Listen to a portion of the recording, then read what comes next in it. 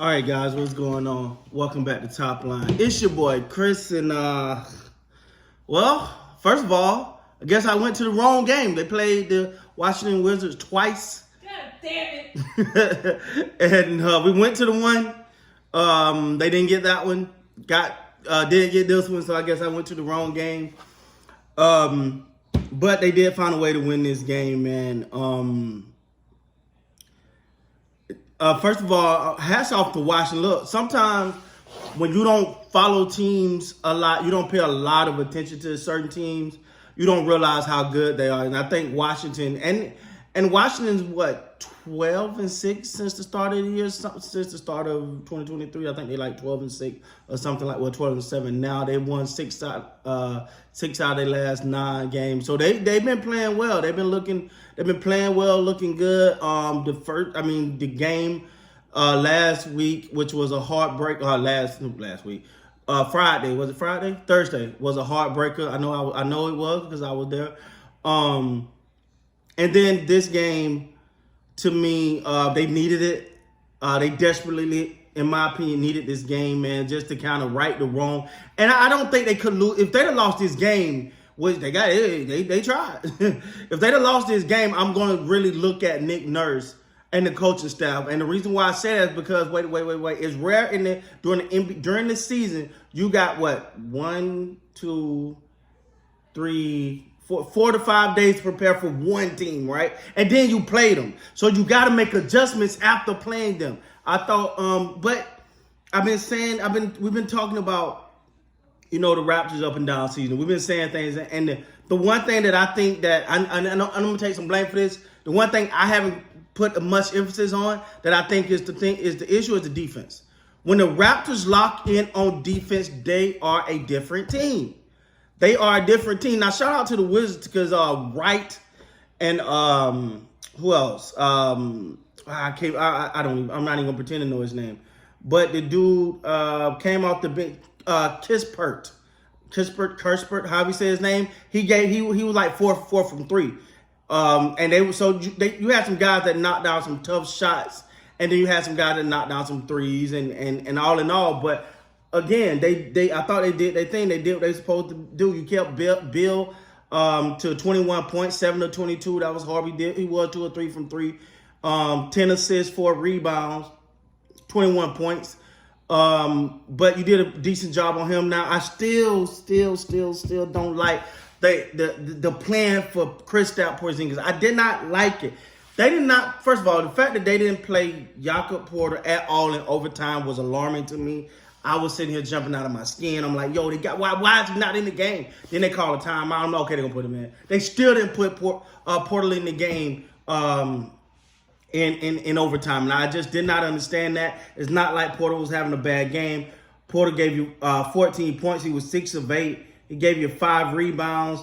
I thought down the stretch you wanted. Because I'm going to be honest, Washington left some points on the board because they did not take advantage of the opportunities. And then for some reason, they got stuck running one play. Like they ran one play back to back to back to back. And I was like, well, hell, I'll stop it eventually now. They kept doing that screen and roll where they were trying to get Fred VanVleet on Bill, which they got to switch, but they did it so high near the 3-point line that if he chose to drive, the Raptors still had time to recover and build that wall. So the Raptors, they kept playing that role and it worked right into their hands. But I think the Raptors need this one. Because the way the game started, I know damn well this ain't about to happen again. I really want to say I really need to see. Now Pascal tonight gave you 4 steals, 7 assists, 4 rebounds, 15 points, and in that fourth quarter, and I'm gonna be honest, I think that kind of what hurt them. I think in that fourth quarter they were trying to say, here you go, Siakam, go. Siakam, especially down the stretch, they were like, here you go, Siakam, and it just wasn't working. It wasn't clicking, and they were trying to say, hey, here, take us home, take us to the promised land. And it just went on promises in that land. So, and then you look at OG Anunoby. Not a good game. There ain't no other way to put it. He was 0 for 6 from 3, 6 points, 3 rebounds, 2 assists, did 1 steal, 1 block, but OG is also your best defender. And he probably exerted a lot of energy on the defensive end. That's his one caveat. But at the same time, you need more than 6. But you got away with it tonight. Barnes gave you 12. He was 6 of 11, 6 assists, 3 rebounds, 12 points. Yeah, the fact that OG, Barnes, Steady Freddy all took more shots than Siakam, mean he wasn't really being aggressive. And then the leading scorer tonight was Gary Trent Jr. Ladies and gentlemen, I guarantee you, Gary Trent Jr. wasn't really thinking about passing the ball tonight. Like it worked though, because he was 11 of 18, 4 of 7 from 3, 26 points. But he wasn't looking to pass. They say he got 4 assists. I ain't see him. Like, he wasn't looking to pass at all tonight. But it was working because he had it going. And I always say you feed the hot hand. He had it going, so you can't argue with him. You can't argue with his thought process because it worked. But if those shots wasn't falling, then it'd have been a different conversation. But yeah, he was not looking to pass tonight, man. I guess he was like, hell, I can will us. Barton, let me speak on Barton for a minute. Now, Barton only had 3 points, but he had a steal, an assist, and a rebound. And he felt like he was a little bit all over. Defensively, I think he made an impact defensively. It's the things that ain't gonna show up in the stat sheet, but he was active. He was active with his hands. He was doing some things. He was bothering some guys. Like, he was trying to play some defense. Only had 13 minutes, couldn't get much out of him there. Boucher gave you a 9. Precious gave you a 4. It wasn't really a big offensive game.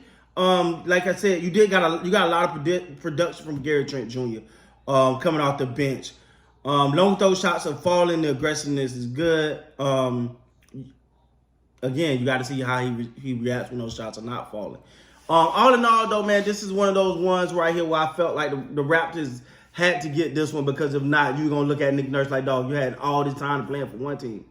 And you played them, so you should know what adjustments to make. I still don't feel like they properly adjusted. I wanted to see Boucher and Pirtle in the game at the same time to kind of combat that hype. Because Porzingis is not a banger. He don't want to bang. All right? He wanted finesse. He more of a finesse. He reminds more of an Anthony Davis than a Giannis type. You know what I'm saying? But at the end of the day, they got the dub. That's all that matters, man. Right now, this point in the season. But if they can lock in, I know we be so focused on the offensive end, but if they can get that defense locked in, cocked, and ready to go, that's gonna be their catalyst, man. That's gonna be their key to getting in and making a long run. But we'll see how it all plays out. Congratulations, Raptors 116, the Wizards 109. Hell of a game. With that being said, guys, please like, comment, subscribe to the channel. Until next time, you guys be great, man.